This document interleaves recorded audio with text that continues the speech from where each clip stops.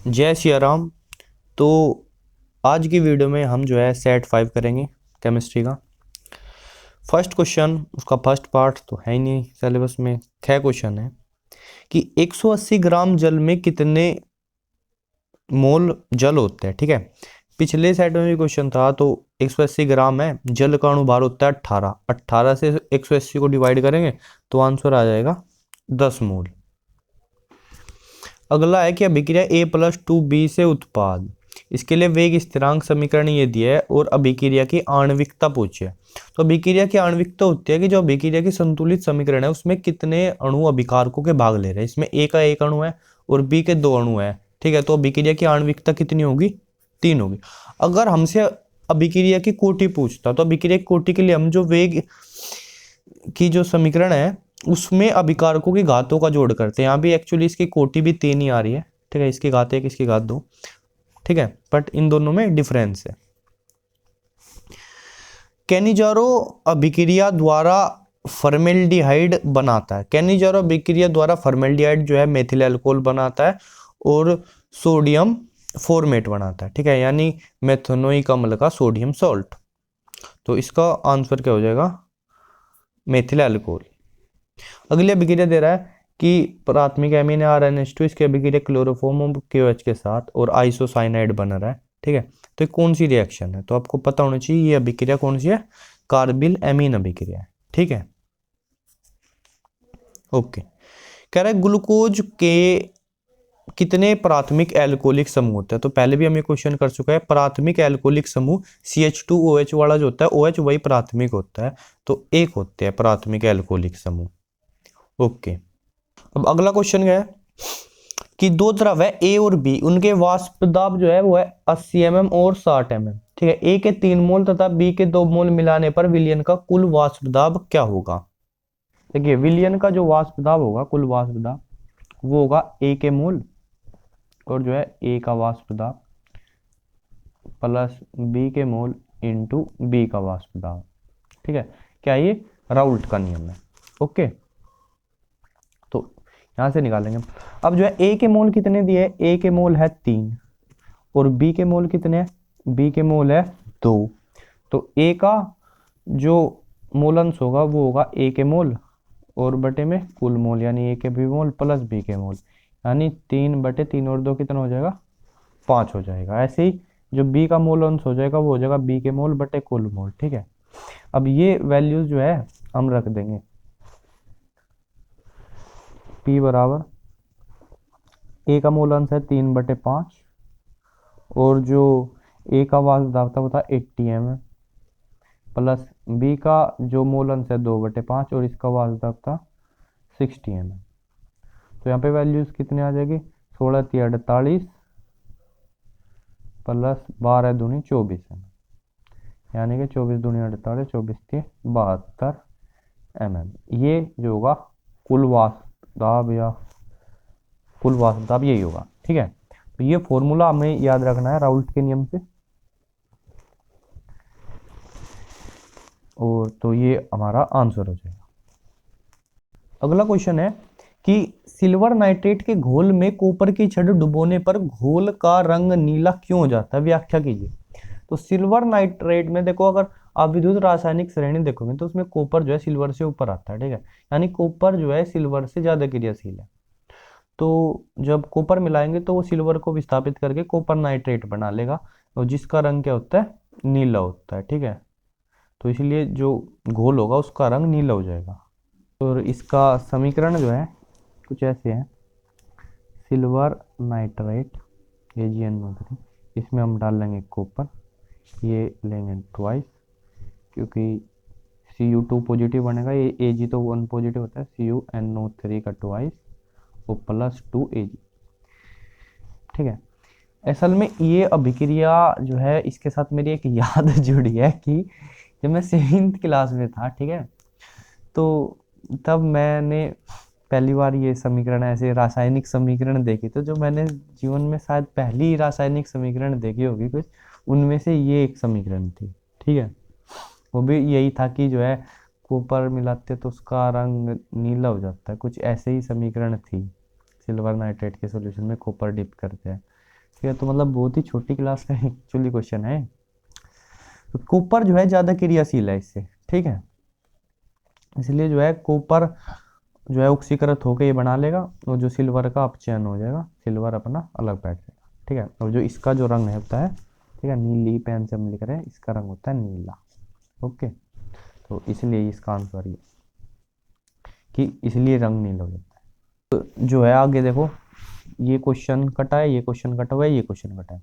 उसके बाद 3 का क्या क्वेश्चन है कि उपसह संयोजन यौगिक CuNH3 में कॉपर की ऑक्सीकरण संख्या ज्ञात कीजिए। तो कितना है जी क्वेश्चन, भाई अमोनिया की तो कितनी होती है, 0 होती है। अब SO4 क्या होता है, -2 होता है, तो कॉपर क्या हो जाएगा, +2 हो जाएगा। इसकी ऑक्सीकरण संख्या क्या हो जाएगी, +2 हो जाएगी, ठीक है। ऐसे कर दो, ये x रखना, प्लस ये 0, -2 बराबर 0, तो x क्या आ जाएगा, +2 आ जाएगा। ओके, तो जो है ग्लूकोज की ब्रोमीन जल के साथ होने वाली अभिक्रिया का रासायनिक समीकरण दीजिए। ओके जी, तो इधर पहले हम ग्लूकोज लिखते हैं, CHO CHOH, ये चीज़ है 4 बार, और फिर नीचे CH2OH। ये क्या है, ग्लूकोज है। वो ग्लूकोज क्या करेगा, मतलब जो ब्रोमीन जल, इसको ऑक्सीकृत करवा देगा, ठीक है। ब्रोमीन जल जो होगा वो एक बहुत ही कमजोर ऑक्सीकारक होता है, ठीक है ना। वो जो है एल्डिहाइड्स को ही ऑक्सीकृत कर सकता है, कीटोन्स को तो नहीं कर सकता। ओके, तो क्योंकि ब्रोमीन जल इसको ग्लूकोज को ऑक्सीकृत कर देता है, इसका मतलब इसमें ये एल्डिहाइड है, कीटोन नहीं, ठीक है। इसको ऑक्सीकृत होकर क्या हो जाएगा, COOH, ग्लूकोनिक एसिड, और CHOH की थ्राइस, और CH2OH, ठीक है। ये अभिक्रिया है, CHO ऑक्सीकृत होकर COOH हो जाता है, ठीक है, ग्लूकोनिक। अब नेक्स्ट क्वेश्चन है कि नीनस्ट समीकरण लिखिए तथा उसकी उपयोगिता बताइए। तो नीनस्ट समीकरण क्या होती है हमारी, ई सेल बराबर, थोड़ा सा क्लियर हो गया, थोड़ा सा जूम ही कर लो, ई सेल बराबर ई नोट सेल माइनस RT बटा NF और लोग क्यू, ठीक है। ये होती है नीनस्ट समीकरण। और इसकी उपयोगिता क्या है कि गैर मानक परिस्थितियों में, ठीक है, मतलब जब टेम्परेचर 25 डिग्री सेल्सियस ना हो, सांद्रता 1 मोल पर लीटर ना हो, गैर मानक परिस्थितियों में जो हमें सेल का विद्युत वाहक बल ज्ञात कर सकते हैं, किसकी मदद से, नीनस्ट समीकरण की मदद से, ठीक है। आप लोगों लग रहा होगा इतना मतलब छोटा सा बस समीकरण लिखो, और भाई क्या बताओ, जब इन्होंने पूछा ही इतनी सी बात है।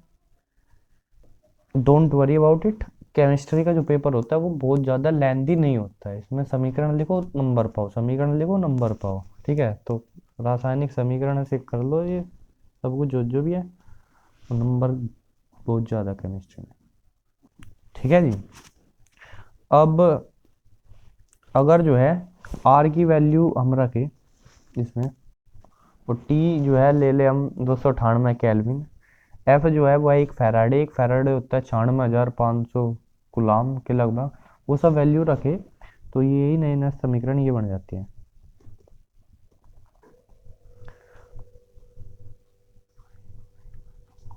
ये 9 है, लो क्यों, ठीक है। और ज़्यादातर जो है क्वेश्चंस में हम जो भी न्यूमेरिकल्स वगैरह आते हैं इसी का यूज करते हैं, ठीक है।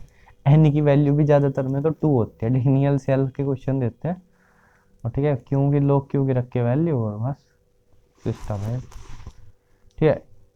एक चीज़ और, जो यहाँ पे ये लोग है ना, ये एक्चुअली लोग बेस ई है, यानी ln है, ठीक है।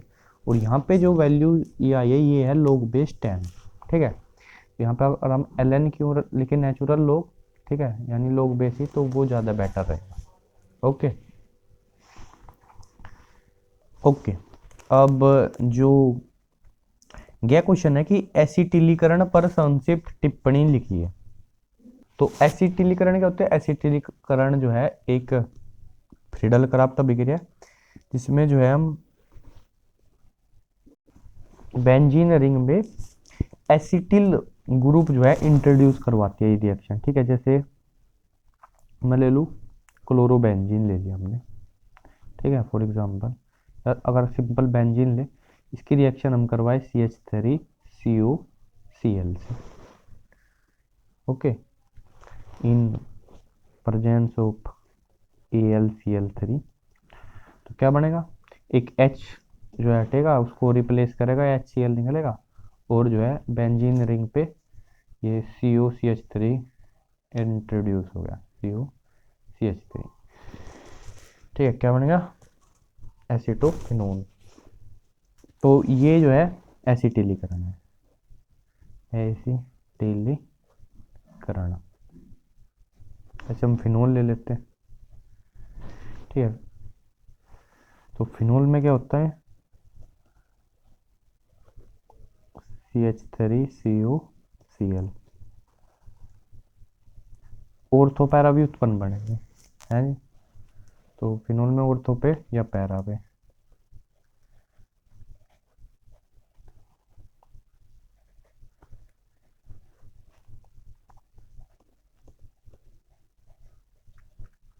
COCH3। ठीक है, तो ये एसिटिलीकरण या कहीं कहीं एसिलीकरण भी लिखा होता है। ठीक है, दोनों एक ही चीज है। तो ये समीकरण है हमारी। ओके, तो नेक्स्ट क्वेश्चन है कि प्रोटीन के विकृतीकरण पर संक्षिप्त टिप्पणी लिखी। और ये क्वेश्चन जो हमने पहले सेट में भी किया था, किसी में पहले, इससे पहले, क्योंकि ये हो रखा है। ठीक है, क्या होता है प्रोटीन का विकृतीकरण, अगर हम प्रोटीन को गर्म करते हैं, उसमें एसिड बेस डाल दे या यूवी रेज या एक्सरे डाल लें, उस वजह से क्या होता है कि जो प्रोटीन है वो अपनी जैविक सक्रियता खो देता है। ठीक है, इस चीज को हम प्रोटीन का विकृतीकरण कहते हैं। इसमें जो प्रोटीन की 2 डिग्री 3 डिग्री या 4 डिग्री संरचना है वो भंग हो जाती है। ठीक है, और केवल उसकी प्राथमिक संरचना बचती है। ठीक है, प्राथमिक संरचना अनचेंज्ड होती है। ठीक है, मतलब 2 डिग्री 3 डिग्री 4 डिग्री जो भी प्रोटीन है वो आगे सिंपल 1 डिग्री बन जाएगा। और जो प्रोटीन है जब वो विकृतीकरण हो जाता है तो वो एविले हो जाता है। ठीक है, एविले मतलब अब वो जो है घुलता नहीं जल्दी। एग्जाम्पल है इसका, अगर हम अंडे को उबाल देते हैं तो ये भी प्रोटीन के विकृतीकरण का, मतलब अंडे को उबालते पता कम से जाता है ना, एक्चुअली हम तो अंडे वंडे से दूर ही रहते हैं, बट यू सी। ठीक है, और नॉर्मली जो प्रोटीन का विकृतीकरण है वो अनुत्क्रमणीय होता है। ठीक है, मतलब हो तो गया विकृतीकरण, बट अब उसको उल्टा नहीं कर सकते। ठीक है, तो है क्या, अगर उसको गरम वरम कर दिया, एसिड बेस डाल तो वो जैविक सक्रियता खो देता है। इस चीज को प्रोटीन का विकृतीकरण बोलते हैं। ठीक है, विकृतीकरण। इसमें 2 डिग्री 3 डिग्री 4 डिग्री स्ट्रक्चर भंग हो जाता है, केवल 1 डिग्री स्ट्रक्चर है जो अनचेंज्ड रहता है। ठीक है, और प्रोटीन आयाविल्य हो जाता है, स्कंदित होकर बैठ जाएगा, अपना अलग हो जाएगा। एग्जाम्पल इसका अंडा उबालना। और जो प्रोटीन का विकृतीकरण है वो अनुत्क्रमणीय होता है सामान्य। एक दो केस होगा कोई जिसमें होगा वो रिवर्सिबल। ओके, एक एग्जाम्पल मिल्क से दही जमना भी इसका ही है, प्रोटीन का विकृतीकरण।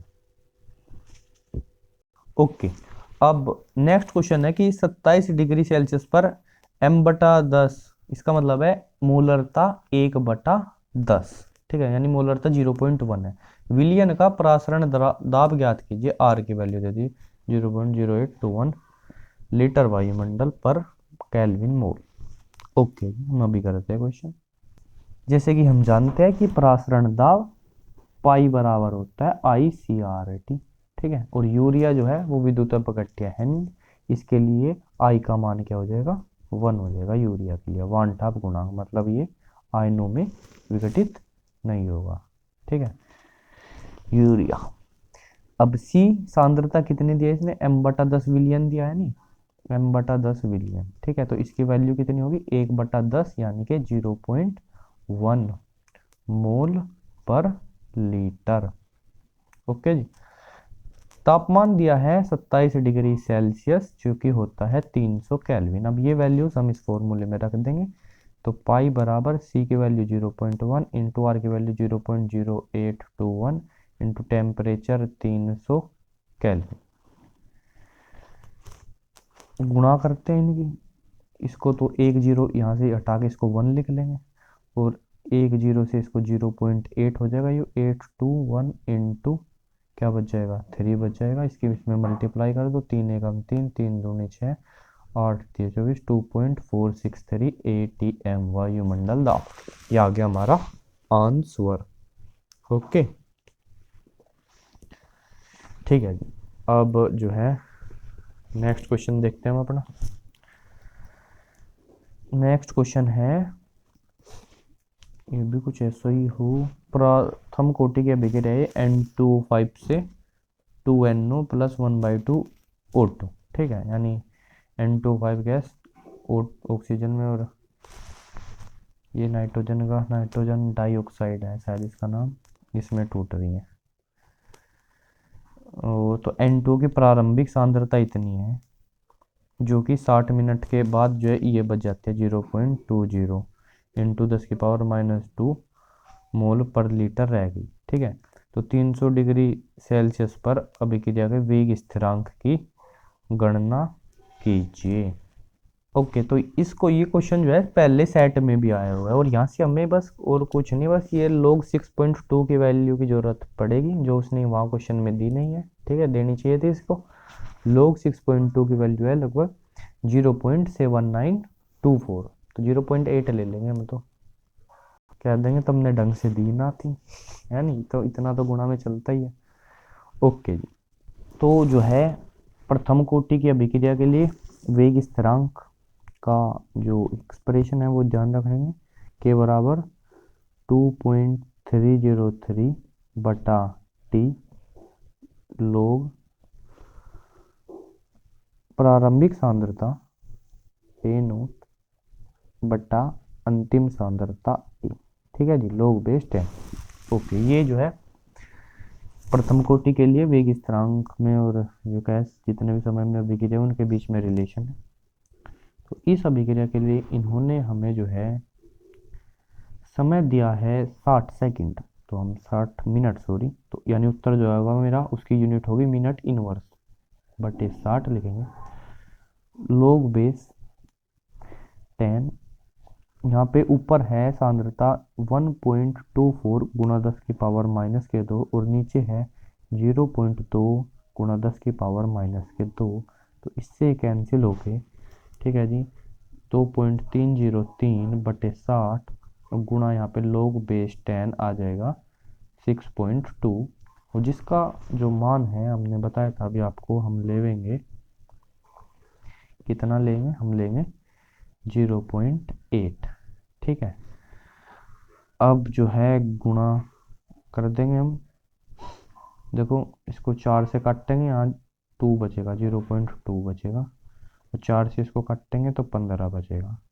ठीक है, अब इसको 2.303 को 2.3 मान लेते हैं, 2.3 की 2 में गुणा करेंगे तो 4.6 हो जाएगा, 4.6।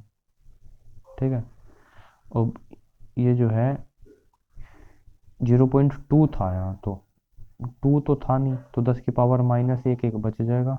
ठीक है, इसको भी 40 लिख लेते हैं, 40 गुणा 10⁻⁻2 और बटे में 15 है, और 15 से इसको डिवाइड करेंगे, 15 है 45, बचा 1 पॉइंट लगाए, 0 लगाए, फिर जो है बन गया वो 100, 15 छिका 90, और बस इतना लिख देंगे, बहुत बढ़िया, गुणा 10⁻⁻2 मिनट इनवर्स। ठीक है जी, ये आ गया हमारा उत्तर। ठीक है, तो जो है इस चीज़ पे फोकस करना है, फॉर्मूला याद होना चाहिए, कार्यक्रम बढ़िया होगा। ठीक है, देख लो आराम से, ठीक है, चेप लो। तो आज के वीडियो में हम करेंगे यहीं तक, पढ़ाई करते रहिए, पेपर बहुत नज़दीक है। इसके बाद जो है अगर अगली सेट आगे पढ़ना है तो अगली वीडियो देख लो, या फिर जो भी आपको पढ़ना है सोल्व करते रहो, पढ़ते रहो, बोलते रहो जय सिया राम। ठीक है, तो जय सिया राम, पढ़ो लिखो ऐस करो, फ़ोन कम चलाइए। ठीक है, पढ़ लिख के अपना ये फ़ोन रख दिए भाई, और जो है लगा रहे पढ़ाई में। ओके। ऑल द बेस्ट, जय सिया राम।